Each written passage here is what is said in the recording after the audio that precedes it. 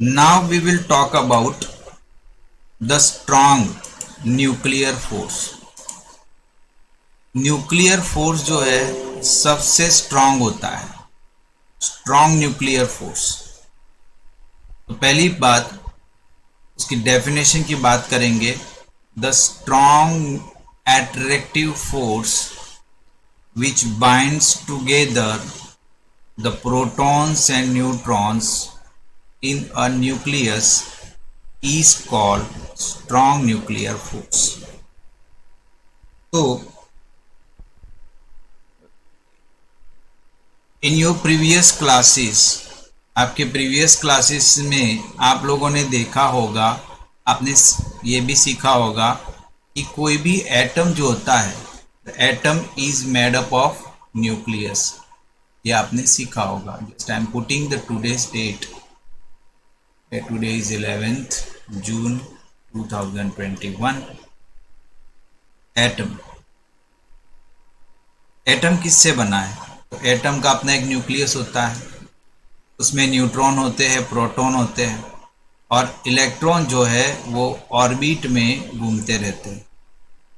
पहली ऑर्बिट में 2 इलेक्ट्रॉन होते हैं, दूसरी ऑर्बिट में कितने होते हैं भाई, किसी को याद है? 8 होते हैं। Very good. दूसरी में 8 होते हैं, 1 2 3 4 5 6 7 और 8। तो ऐसा कुछ एटम का स्ट्रक्चर होता है। तो ये कुल मिला के 10 इलेक्ट्रॉन आपको दिख रहे हैं orbiting outside the nucleus. How many electrons are there? There are how many electrons? 18। 8 + 2। अभी जो मैंने एटम ड्रॉ किया है इसमें 8 + 2 यानी 10 इलेक्ट्रॉन्स है। ठीक है। तो भैया अगर ऑर्बिट में 10 इलेक्ट्रॉन्स है तो न्यूक्लियस में प्रोटॉन्स भी कितने होंगे? सर 10 होंगे। 10 प्रोटॉन्स होंगे। 10 इलेक्ट्रॉन्स ऑर्बिट में घूम रहे हैं तो 10 प्रोटॉन्स न्यूक्लियस में होंगे। और न्यूट्रॉन कुछ भी हो सकते हैं। अभी के लिए हम एज्यूम कर लेते हैं कि न्यूट्रॉन भी 10 ही है, ऐसा एज्यूम कर लेते हैं। Let assume that 10 neutrons are there. आपको पता है इलेक्ट्रॉन का चार्ज क्या होता है भाई? नेगेटिव होता है कि नहीं? Yes sir. प्रोटॉन्स का चार्ज क्या होता है? पॉजिटिव होता है। और न्यूट्रॉन क्या होता है? न्यूट्रल होते हैं। न्यूट्रल होते हैं, चार्जलेस होते हैं। अब आपको ये पता है कि 2 पॉजिटिव चार्ज जो होते हैं वो आपस में क्या करते हैं? रिपेल करते हैं। 2 नेगेटिव चार्ज भी आपस में क्या करते हैं भैया? एक दूसरे को रिपेल करते हैं। लेकिन अगर पॉजिटिव एंड नेगेटिव चार्ज है तो आपस में क्या करते हैं? एक दूसरे को अट्रैक्ट करते हैं। ये हमने सीखा हुआ है। तो now if there are 10 protons in the nucleus, how come it be stable? अगर ये 10 प्रोटॉन न्यूक्लियस में है तो उसके स्टेबिलिटी का सवाल आ जाएगा। क्यों स्टेबिलिटी का सवाल आ जाएगा? क्योंकि ये 10 प्रोटॉन आपस में एक दूसरे को क्या करने वाले हैं? Because they are positively charge. क्या होना चाहिए? As they are positively charge तो क्या होना चाहिए? प्रोटॉन आपस में रिपेल होने चाहिए। लेकिन वो रिपेल होते नहीं है, दे कंस्टिट्यूट द न्यूक्लियस। वो न्यूक्लियस को बनाए रखते हैं। तो क्यों बनाए रखते हैं? Because in between them strong nucleus force is there. Strong nuclear force is there. उनके बीच में स्ट्रॉन्ग न्यूक्लियर फोर्स होता है जो ये रिपेल्सिव फोर्स को भी बैलेंस कर देता है। रिपेल्सिव फोर्स तो है ही है, नहीं है ऐसा नहीं है, रिपल्सिव फोर्स तो है, लेकिन इस रिपल्सिव फोर्स को स्ट्रॉन्ग न्यूक्लियर फोर्स जो होता है वो कर देता है ओवरकम। ओवरकम कर देता है मतलब क्या करता है कि उसके भी ज़्यादा हो जाता है। तो इसकी वजह से ये 10 प्रोटॉन जो है वो आपस में मिलजुल के न्यूक्लियस में बने रहते हैं। तो आपको ये पता चल गया होगा कि स्ट्रॉन्ग न्यूक्लियर फोर्स तो इलेक्ट्रोमैग्नेटिक फोर्स, क्योंकि ये रिपल्जिव फोर्स क्या है, ये इलेक्ट्रोमैग्नेटिक फोर्स है। यहाँ पर जो हमने force repulsion, force of repulsion जो बताया है, ये क्या है, ये इलेक्ट्रोमैग्नेटिक फोर्स है।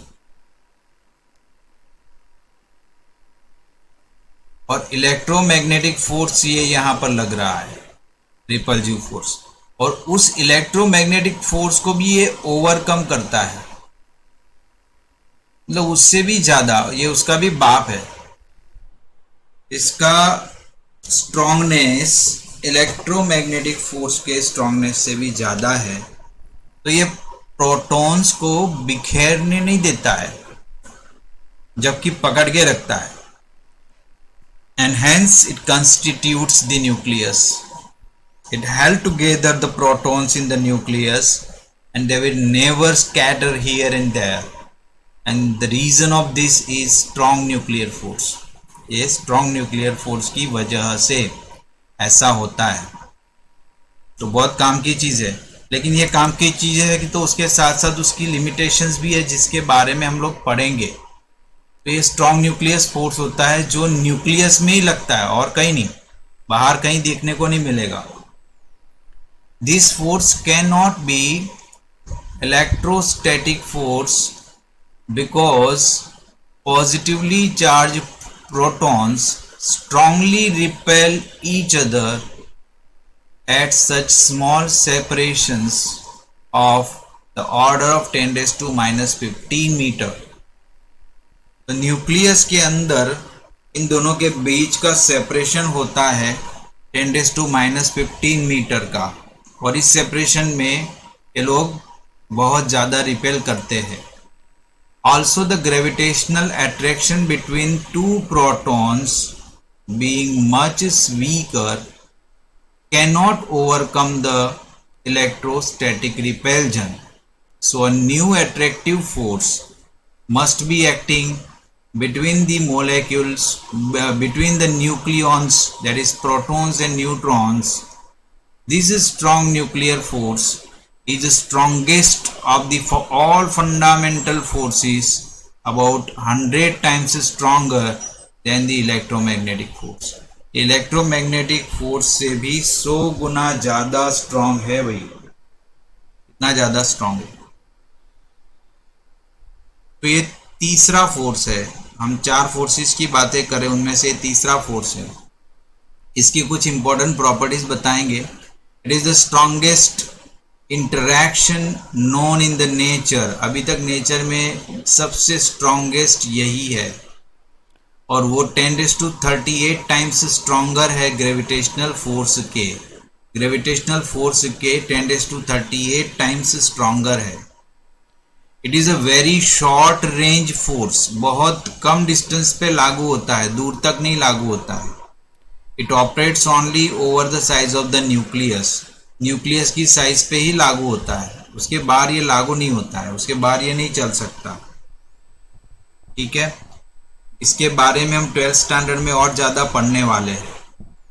It is basically an attractive force. ये जनरली अट्रैक्टिव फोर्स है, रिपल्जिव नहीं होता है। लेकिन ये रिपल्जिव तब बन जाता है जब न्यूक्लियंस का डिस्टेंस बहुत कम हो जाता है।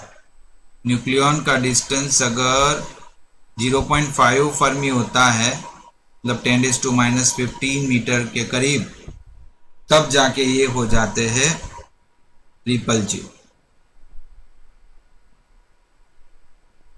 फोर्थ कैरेक्टरिस्टिक्स है, it varies inversely with some higher power greater than 2 of distance। Inversely very करता है, जैसे डिस्टेंस बढ़ेगा ये घटेगा। ठीक है, it is a non central and non conservative force. ये नॉन सेंट्रल फोर्स है, नॉन कंजर्वेटिव फोर्स है। नॉन सेंट्रल क्या होता है, नॉन कंजर्वेटिव क्या होता है, इन सारी चीज़ों को हम लोग आने वाले चैप्टर्स में पढ़ने वाले हैं। अभी के लिए हम लोग ये समझ लेंगे कि स्ट्रॉन्ग न्यूक्लियर फोर्स जो होता है वो non central and non conservative होता है। फिर next characteristics, it has charge independent characteristics. Charge से इसका कुछ लेना देना नहीं है। न्यूक्लियर फोर्स दो प्रोटॉन के बीच में लगता है, वही एक प्रोटॉन और एक न्यूट्रॉन के बीच में लगता है, और उतना ही फोर्स न्यूट्रॉन और न्यूट्रॉन के बीच में लगता है। तो इसका चार्ज के साथ कुछ लेना देना नहीं है। It is caused by the exchange of particle called pi meson. Pi meson नाम के कुछ पार्टिकल पाए गए हैं, उनके एक्सचेंज की वजह से ये फोर्स लगता हेलो। है। Hello hello. सर। हाँ सर, हाँ बोलो। हाँ सर, अभी आपने कुछ थोड़ी देर पहले जो बोला ना वो सुना ही नहीं दिया, क्योंकि अभी यहाँ पे महाराष्ट्र में ये नेटवर्क का इशू है। ओके, मैंने ये बताया था कि ये जो फोर्स है, स्ट्रॉन्ग न्यूक्लियर फोर्स जो मैं बात कर रहा हूँ, वो चार्ज इंडिपेंडेंट होता है। यानी जो दो प्रोटॉन के बीच में जितना फोर्स लगता है, उतना ही फोर्स प्रोटॉन और न्यूट्रॉन के बीच में लगता है, और उतना ही फोर्स न्यूट्रॉन और न्यूट्रॉन के बीच में लगता है। तो उसको चार्ज से कुछ लेना देना नहीं होता है। ठीक है। और पाई मेसोन नाम के कुछ पार्टिकल पाए गए हैं, उसके एक्सचेंज की वजह से ये फोर्स एग्जिस्ट करता है। ठीक है, समझ में आया? Yes sir. Strong nuclear force के कुछ example. Nuclear force bind together the protons and neutrons in the nucleus, so they are responsible for stability of nuclei and hence of the atom and ultimately of all matter that exist in the universe. Universe में जो भी matter exist है ये strong nuclear force की वजह से है, क्योंकि स्ट्रॉन्ग न्यूक्लियर फोर्स नहीं होता तो न्यूक्लियस तो टूट जाता अपने आप और सब कुछ बिखर जाता। दूसरा है radio activity occurs in the heavier nuclei because of insufficient nuclear force between their protons and neutrons. Radio activity क्या होता है? रेडियो एक्टिविटी मतलब कोई भी हैवी न्यूक्लियस होता है, उस हैवी न्यूक्लियस में से alpha rays, beta rays and gamma rays, X rays, ये सब एमिट होते रहते हैं, है ना। बहुत बार आप लोगों ने ये बात सुनी होगी कि यार मोबाइल को बॉडी से दूर रखा करो। क्यों मोबाइल को बॉडी से दूर रखना है? What is the reason? Sir sir उसका रेडिएशन। रेडिएशन, एग्जैक्टली, रेडिएशन की बात होती है। तो रेडिएशन का मतलब क्या होता है? तो रेडिएशन का मतलब ये होता है कि न्यूक्लियस में जो न्यूट्रॉन एंड प्रोटॉन होते हैं, उनके बीच में जो स्ट्रॉन्ग न्यूक्लियर फोर्स लगता है, वो स्ट्रॉन्ग न्यूक्लियर फोर्स अगर लगना बंद हो जाए या उसमें कोई किसी प्रकार की खामी आ जाए तो वो न्यूक्लियॉन्स आपस में इंटरैक्ट होने लग जाते हैं, और बिकॉज ऑफ देयर इंटरैक्शन ऐसे विशिष्ट प्रकार के रेस उसमें से निकलने शुरू हो जाते हैं। इसको हम रेडियो एक्टिविटी कहते हैं। तो रेडियो एक्टिविटी प्रूव करता है कि स्ट्रॉन्ग न्यूक्लियर फोर्स एग्जिस्ट करता है। तीसरी बात, the concept of nuclear force is useful in obtaining nuclear energy via the process of nuclear fusion and nuclear fusion. Hiroshima और नागासाकी, ये नाम सुना है आप लोगों ने कभी? Yes sir. क्या है ये, कौन है, कैसे है, क्या सुना है इसके बारे में? सर ये दोनों तीस थे जिसके हाँ, ऊपर बॉम्ब ब्लास्ट किया गया वर्ल्ड वॉर यस, टू के टाइम बॉम्ब पे। ब्लास्ट किया गया था। कब किया गया था? सेकेंड वर्ल्ड वॉर में। ठीक है। हिरोशिमा और नागासाकी, ये जो दो सिटी थे जापान के, वो दोनों सिटी जो थी वो उसके ऊपर बॉम्ब ब्लास्ट किया गया था, और अभी भी वो लोग उसके वजह से परेशानी भुगत रहे हैं। तो ये बॉम्ब ब्लास्ट का और अभी हम लोग जो डिस्कशन कर रहे हैं उसका क्या लेना देना है? उसका लेना देना सर यह है, हाँ बोलो। सर उसका नहीं बता रहे थे ना, वही मैं क्या हुआ? आप जो बता रहे थे वही बताने वाला था, आप कंटिन्यू कीजिए सर, सॉरी। हाँ, मैं कंटिन्यू कर रहा हूँ। क्या होता है कि न्यूक्लियस होता है ना, न्यूक्लियस, न्यूक्लियस दो प्रकार के होते हैं। एक होता है लाइट न्यूक्लियस, एक होता है हैवी न्यूक्लियस। अभी मैं जनरल टर्म में बताता हूँ, लाइट न्यूक्लियस, हैवी न्यूक्लियस। अब लाइट न्यूक्लियस भी अनस्टेबल सिचुएशन में होता है और हैवी न्यूक्लियस खुद भी अनस्टेबल सिचुएशन में होता है। तो वो लोग स्टेबल आने की कोशिश करते हैं, मतलब लाइट वाला थोड़ा हेवी होने की कोशिश करता है और हेवी वाला थोड़ा लाइट बनने की कोशिश करता है, और दोनों क्या करते हैं, एक स्टेबल सिचुएशन में आने की कोशिश करते हैं। और जब अनस्टेबल सिचुएशन में दोनों स्टेबल सिचुएशन में आते हैं, तब वो बहुत ज़्यादा एनर्जी रिलीज करते हैं। क्या रिलीज करते हैं? दे आर रिलीजिंग एनर्जी, बहुत ज़्यादा एनर्जी रिलीज करते हैं। और ये चीज़ किस में होता है? एटम बॉम्ब, इसमें यही होता है, बहुत ज़्यादा एनर्जी एक साथ रिलीज होती है और वो एनर्जी डिस्ट्रक्टिव काम भी करती है। और एटॉमिक रिएक्टर्स जो होते हैं, एटॉमिक रिएक्टर्स, उसमें बिजली पैदा करते हैं, उसमें भी एनर्जी मिलती है, लेकिन ये कंस्ट्रक्टिव वर्क के लिए भी होता है। तो ये न्यूक्लियस के बारे में हम लोग चैप्टर नंबर 13 में सीखेंगे, क्लास 12 में, अभी नहीं। क्लास 12 में चैप्टर 13 यही है, न्यूक्लियस, उसके बारे में पूरा सीखने वाले हैं हम लोग। तो स्ट्रॉन्ग न्यूक्लियर फोर्स जो होता है, उसका एग्जिस्टेंस वहां पर पता चलता है। एक बात ध्यान में रखने जैसी है, इलेक्ट्रॉन एक ऐसा बंदा है जिसको स्ट्रॉन्ग न्यूक्लियर फोर्स नहीं लगता है कभी। Electron do not experience the strong nuclear force. And the last force जो है हमारा, वो है week nuclear force. It is the week nuclear force. तो वीक न्यूक्लियर फोर्स क्या होता है? तो it is the force that appears only between elementary particles involved in a nuclear process such as beta decay of the nucleus. Week nuclear force कभी कभार exist करता है, और कब एग्जिस्ट करता है? तो जो एलिमेंट्री पार्टिकल होते हैं, वो एलिमेंट्री पार्टिकल जब न्यूक्लियर प्रोसेस में पार्टिसिपेट करते हैं, तब ये फोर्स लगता है। कौन कौन सी न्यूक्लियर प्रोसेस हो सकती है? तो यहाँ पर एक बताई गई है बीटा डीके। बीटा डीके जैसी बहुत सारी दूसरी प्रोसेसेस भी है, अल्फा डीके, गामा डीके, ऐसे अलग अलग प्रोसेसेस होती है।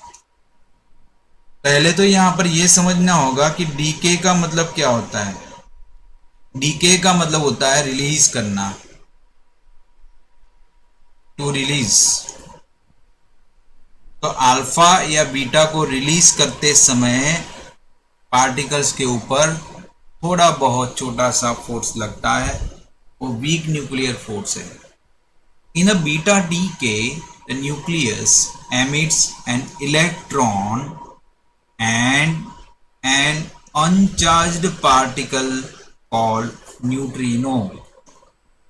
क्या होता है कि जब न्यूक्लियस में से बीटा पार्टिकल आता है, रिलीज होता है, डीके होता है, उस समय इलेक्ट्रॉन भी बनता है और एक पार्टिकल बनता है जो अनचार्ज होता है, जिसको हम न्यूट्रिनो कहते हैं। The electron and neutrino interact with each other through the weak nuclear force। ये इलेक्ट्रॉन एंड न्यूट्रिनो आपस में एक दूसरे के साथ इस फोर्स से इंटरैक्ट होते हैं, वीक न्यूक्लियर फोर्स से। The weak nuclear force is much stronger than the gravitational force but much weaker than the strong nuclear force and electromagnetic force. This is obvious from the fact that the decay of the elementary particle caused by the weak nuclear force, as the decay of the pion to a neon and neutrino etc., is much slower than the decays caused by the strong nuclear or electromagnetic. Week nuclear force की वजह से जो DK होता है वो धीरे धीरे होता है और स्ट्रॉन्ग न्यूक्लियर फोर्स की वजह से जो डीके होता है वो फास्ट होता है। कुछ प्रॉपर्टीज के बारे में देखेंगे वीक न्यूक्लियर फोर्सेस की प्रॉपर्टीज। पहली प्रॉपर्टी है any process involving neutrino and anti neutrino is govern by week nuclear force. Week nuclear force ऐसी सारी प्रोसेसेस में आता है जिसमें न्यूट्रिनो एंड एंटी न्यूट्रिनो दोनों की बात आती है। न्यूट्रिनो एंटी न्यूट्रिनो दोनों जहां पर आता है उसमें वीक न्यूक्लियर फोर्स होता है। विनय का नेटवर्क थोड़ा डिस्टर्ब हो रहा है लगता है आज, है विनय? विनय मेरी आवाज सुनाई दे रही है आपको? Garrison, am I audible to you, Garrison? Hello, Garrison, am I audible to you? नहीं। मेरी आवाज सुनाई दे रही है आपको गैरिसन?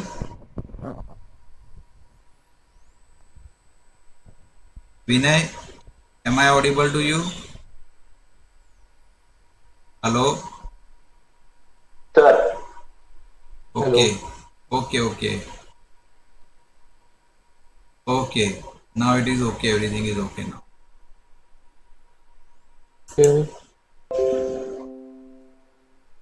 Hello sir. हाँ, am I audible to you, all of you? Yes, hello sir. Hello, hello, hello. hello, हाँ hello sir. हाँ हाँ बोलो। हाँ हाँ सर, वो यहाँ पे थोड़ा नेटवर्क का इशू है, उसकी वजह से मैं शायद तो कभी क्लास के बाहर निकल सकता हूँ। ओके, नो इश्यू, तो फिर से ज्वाइन कर लेना। हाँ sir. Weak nuclear forces 10⁻25 times stronger than the gravitational force. ठीक है, ग्रेविटेशनल के तुरंत बाद वीक न्यूक्लियर फोर्स आता है, फिर इलेक्ट्रोमैग्नेटिक फोर्स आता है, फिर स्ट्रॉन्ग न्यूक्लियर फोर्स आता है। ये सीक्वेंस है, इस सीक्वेंस को याद रखना है। It operates only through a range of nuclear size. हाँ बोलो सर, एक बार वो वापस रिपीट करोगे क्योंकि इधर बीच में चला गया था। हाँ, मैंने ये बात बताई, we are discussing the important properties of weak nuclear force. तो उसमें सबसे पहले हमने ये बात देखी कि ऐसी सारी प्रोसेसेस जिसमें न्यूट्रिनो एंड एंटी न्यूट्रिनो नाम के पार्टिकल आते हैं वो वीक न्यूक्लियर फोर्स की वजह से होता है। दूसरा पार्ट हमने ये देखा कि week nuclear force is 10⁻25 times stronger than the gravitational interaction. Gravitational force से 10⁻25 टाइम्स स्ट्रॉन्गर है। दूसरी बात। तीसरी बात, it operates only through a range of nuclear size. बहुत छोटी साइज पे ये फोर्स लगता है, 10⁻⁻15 पे ही लगता है। This force operate only on 10⁻⁻15 metre. The messenger particle that transmit the weak force between elementary particles are the massive vector bosons। एक दूसरे टाइप के पार्टिकल्स होते हैं जिसको हम बॉसॉन्स बोलते हैं। तो ये बॉसॉन्स जो है वो छोटे पार्टिकल पे ये फोर्स ट्रांसमिट करता है। ये थोड़ी अलग बातें हैं, डिटेल में बातें हैं जिसको हम इस 11th और 12th में नहीं पढ़ने वाले हैं। लेकिन if you will move further और आप साइंस में चले गए, फिजिक्स में चले गए, तो you will definitely learn all this things. ठीक है, चलो now it is a reading time. ठीक है, तो सबसे पहले बात करूँगा कि इसको हम थोड़ा पढ़ेंगे। गैरिसन